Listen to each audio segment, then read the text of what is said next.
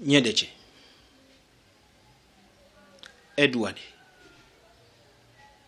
naomba mpendane, msaidiane, mbebeane mizigo popote mtakapokuwa.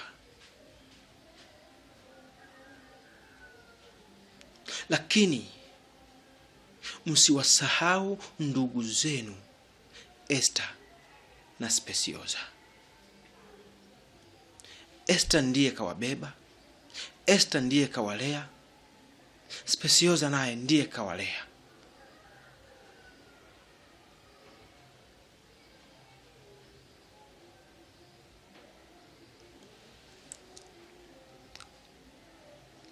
Hata kipindi wewe Nyedeche unaachika ziwa, aliyebaki na wewe ni Esther,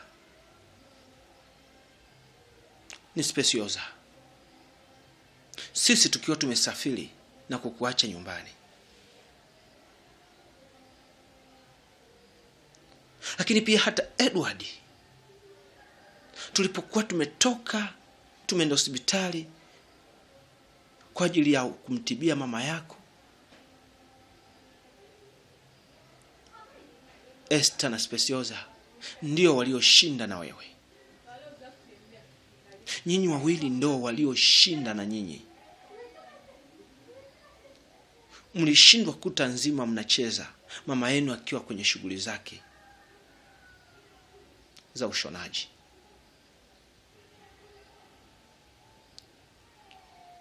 Lakini pale tulipokuwa tunasafiri, bado hawa ndugu zenu wawili walibaki na nyinyi. Naomba muwapende sana hawa ndugu zenu. Ningali nikiwa hai, ingali nikiwa nimekufa, wanangu, naomba mpendane.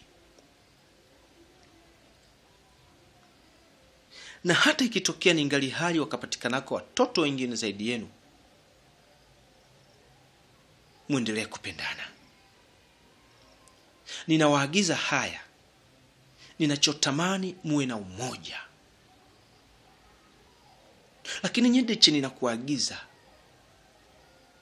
nikiwa nimekufa yamkini sipo duniani na wewe upo hai, dada yako Esther, dada yako Speciosa asivunje ndoa kwa sababu zake yeye mwenyewe. Usimruhusu akaishi peke yake au akaachana na mume wake ingali umeona kabisa matatizo yako kwa dada yako, yako kwa Esther, yako kwa Speciosa, wala sio mume wake. Ninayoyasema haya, wewe ni mwanaume na ndugu yako Edward na yeye ni mwanaume. Kama wake zenu wataamua kuwaacha au kuwafanyia fujo kwa sababu zao wenyewe, roho yenu itaumia, roho zenu zitaumia, roho yako Edward itaumia, roho yako Nyedeche itaumia. Hivyo hata shemeji yenu aliye atakayekuwa ameoa dada yenu ataumia. Kaeni mshauriane kwa kutenda yaliyo mema. Kaeni mshauriane kwa ajili ya kujenga ndoa zenu, kati ya kwako, kati ya dada yako, kati ya nyinyi na dada zenu, kati ya nyinyi na kaka zenu. Msisimame kubomoa. Ninasema haya kwa sababu kati ya mama zenu, hakuna mama yenu hata mmoja kati ya mama zenu aliyesimama kuibembeleza ndoa yake, kuitengeneza ndoa yake ili endelee kusimama, na ili hali wakaamua kuwaacha na kuwakimbia kwa kutengeneza faida zao wenyewe. Ninasema haya, ninaamini na wala siwasingizii mama zenu. Nilijitahidi sana kutengeneza maisha yetu yawe sawa, tuendelee kuishi na mama zenu, lakini walikataa na kuamua kufata ya kwao kuliko kufata niliyoomba yafanyike. Na kati ya ndugu wa upande wa mama zenu, wa kuthamini ni wa upande wa dada yenu Esther.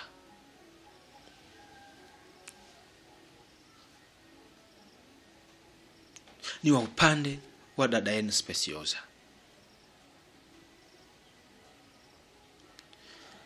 Hatukuwahi kukosana au kuchukiana na ndugu hao. Tulibaki kukorofishana na mke wangu na mama zenu, lakini sio ndugu hao. Walinisikiliza, walinipokea, walinijali, na walisimama kuitengeneza amani ya kuendelea kuishi na mama zenu, ila mama zenu walikataa.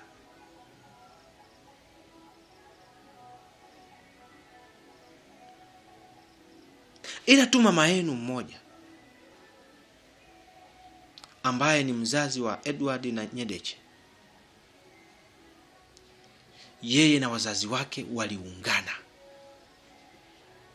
kutotetea umoja wetu wa kuwalea nyinyi. Wakathamini pesa kuliko umoja tuliokuwa nao kipindi tukiwa hatuna pesa.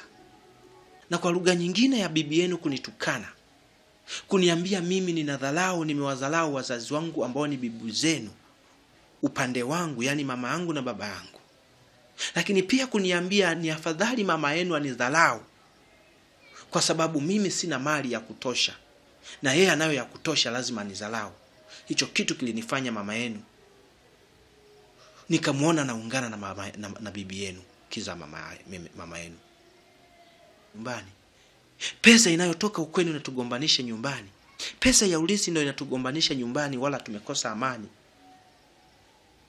Niliamua kuyauza mahindi na mpunga uliokuwa umepatikana gunia 4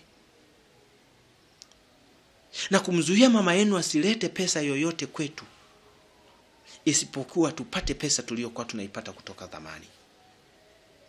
Na baada ya kuona nimemzuia, na baada ya kuona nimeuza hivi vitu, aliamua kuniacha au kutuacha mimi na nyinyi.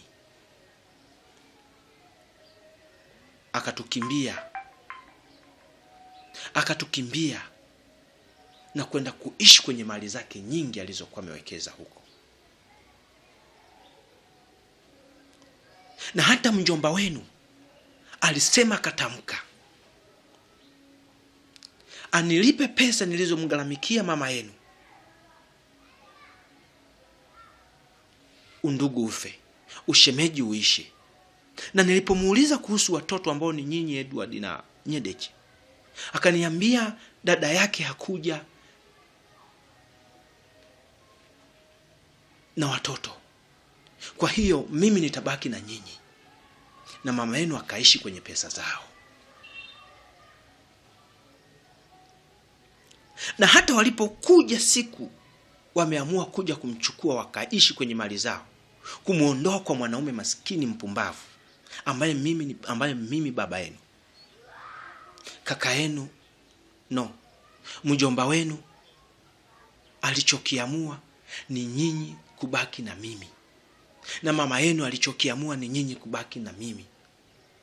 Na kama usingekuwa ushauri wa majirani wapendwa waliowapenda, hata Edward ingali alikuwa bado ananyonya, angeachwa na mama yenu kwenda kuishi kwenye pesa zake, kuishi kwenye mali yake, kuishi kwa ndugu zake, kuliko kuishi na nyinyi.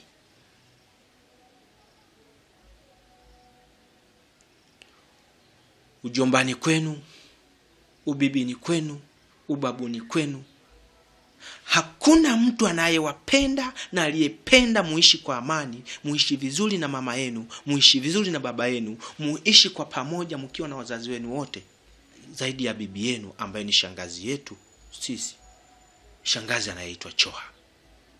Bibi yenu Choha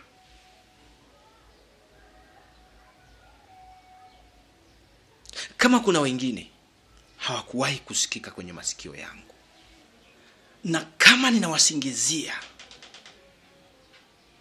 ndugu wa mke wangu, kaka yake, mama yake na baba yake na wengine ambao sikuwasikia, waulizeni,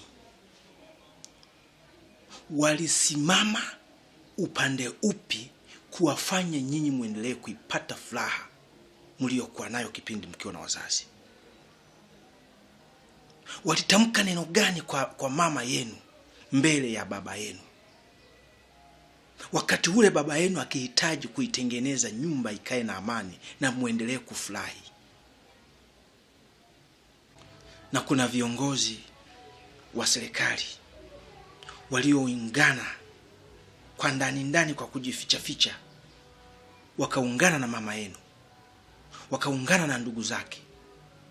Ni bora pesa kuliko utu.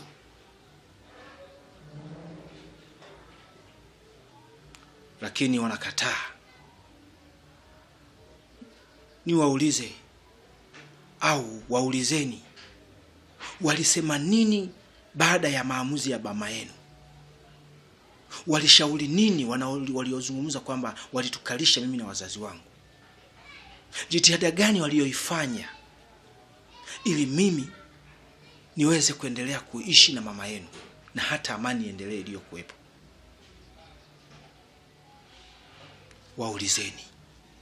Maandiko matakatifu yanasema mamlaka yoyote yaliyoko hapa duniani yametoka mbinguni. Na Mtume Paulo akasema, je, tutende dhambi kwa sababu tuko chini ya neema? La hasha. Sheria ipo kwa ajili ya nini? Sheria ipo kwa ajili ya kuwanyosha watu wasienende kinyume na utaratibu mzuri.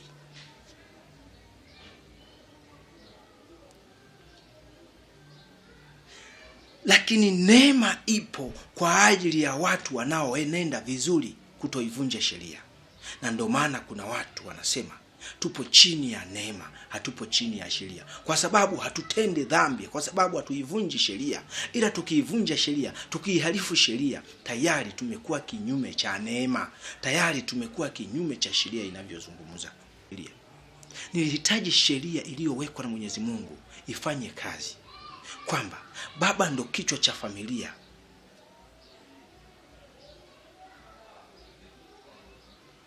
Sikuhalifu, sikuvunja kitu chochote, sikutapanya mali yoyote ya nyumbani zaidi ya kutapanya mali ya mama yenu iliyokuja kwa uongo na udhalimu, iliyokuja kwa kuniteka mimi niwe mfanyakazi wake, niwe kitu kipumbavu kwake, yani aniendeshe kama gari. Mungu mwenyewe hapendi, na Mungu mwenyewe alituumba kuwa sisi wake zetu watutii. Nimewazaa nyinyi mashujaa, majembe, wanaume. Mwanamke yeyote asije akawapanda kisa na pesa, asije akawatawala katika maisha yenu. Ninawaambia wanangu, na mtoto yeyote atakayekubali kutawaliwa kati ya watoto wangu niliowazaa wa kiume, kutawaliwa na mwanamke kwa sababu ya mali alizonazo, kwa sababu ya kitu alichonacho, na laaniwe na asifanikiwe katika maisha yake kabisa.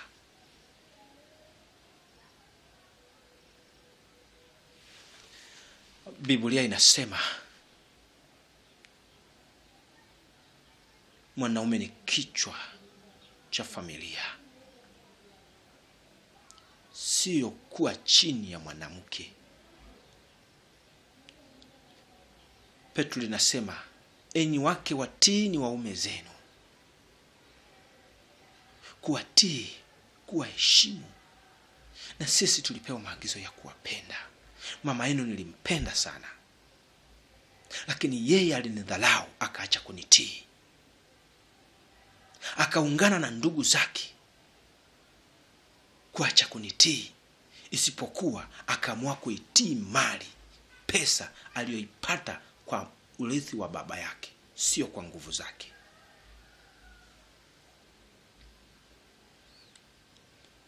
Nimeeleza haya watoto wangu msije mkayafanya. Watoto wangu wa kike msije mkayafanya kuwatawala waume zenu kwa sababu mmepata pesa kuliko wao. Msije mkasubutu. Na mtoto yeyote atakayesubutu kumtawala mume wake kwa sababu ya vitu vyake, na laaniwe.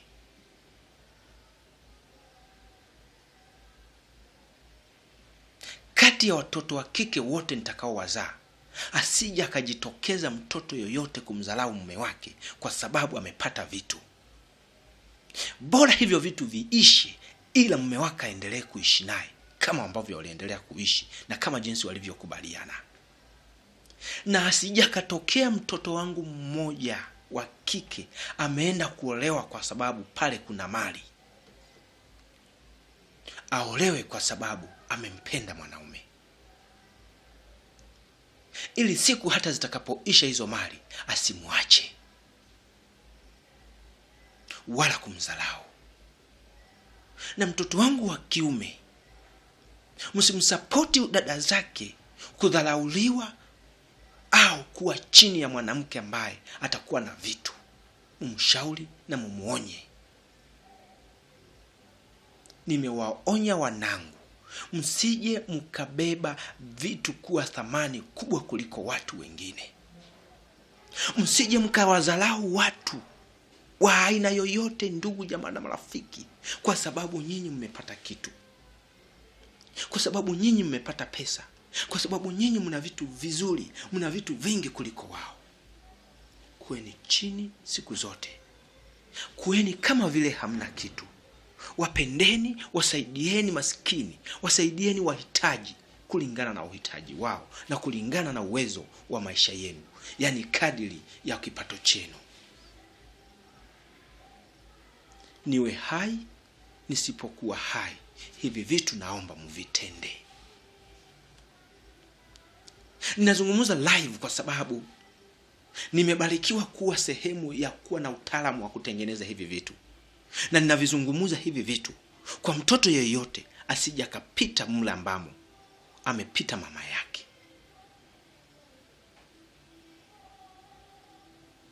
Ndiyo nilikuwa na mapungufu, ndiyo nina mapungufu, kuna makosa niliyowakosea mama zenu, lakini hayakuwa makosa ya kupelekea kuwatelekeza nyinyi au kuwaacha na mimi au kuniacha mimi. Hakukuwa na sababu ya msingi. Makosa yangu yalikuwa ya kutengenezwa, makosa yangu yalikuwa ya kusuluhishwa na ndoa au maisha yakaendelea. Sivyo kama wao walivyoamua kuondoka na kusamini vitu vingine na kusamini watu wenye vitu kuliko sisi, kuliko mimi.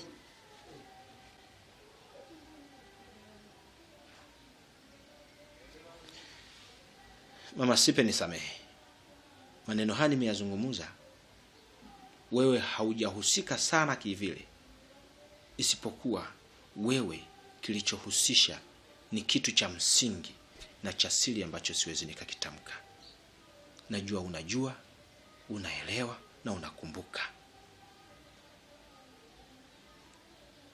Lakini hawa wengine walivunja ndoa yao, waliachana na mimi kwa kutaka wao, kwa sababu ya kuona vitu vya thamani vingine kuliko mimi. Waulizeni makosa niliyowafanyia kama yanaweza yakasababisha mimi na wao tukaachana,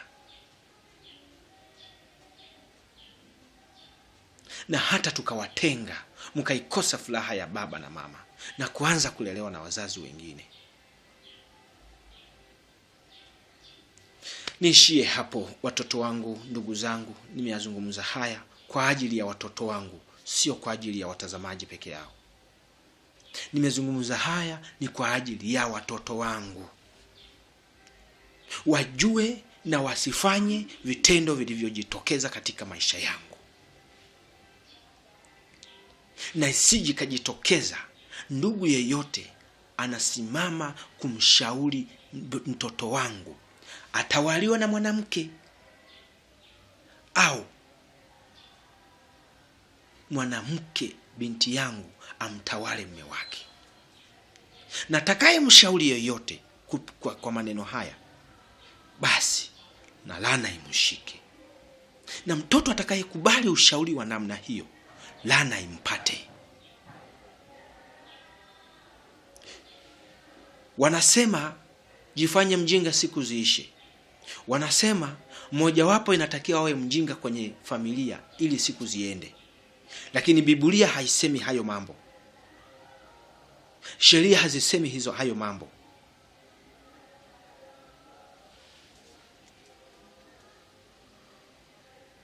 Msikubali. Msitende hivyo. Na Mungu awabariki katika maisha yenu mtakayofuata kama jinsi nilivyowaeleza.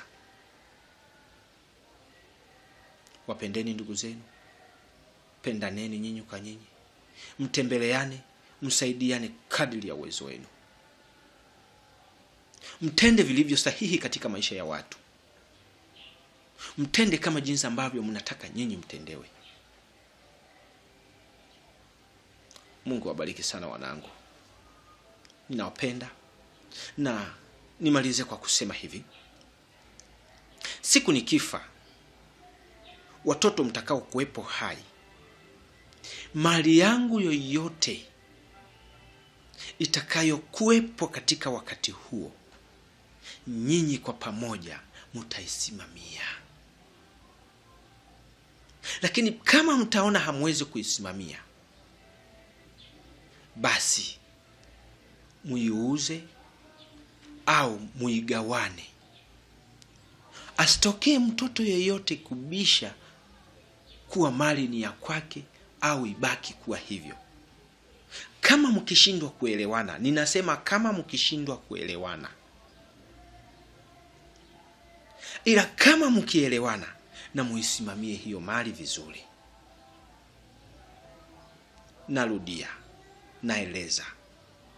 Mali yoyote ambayo imepita kwenye mkono wangu, ikitokea nimekufa, nyinyi wote mtahusika.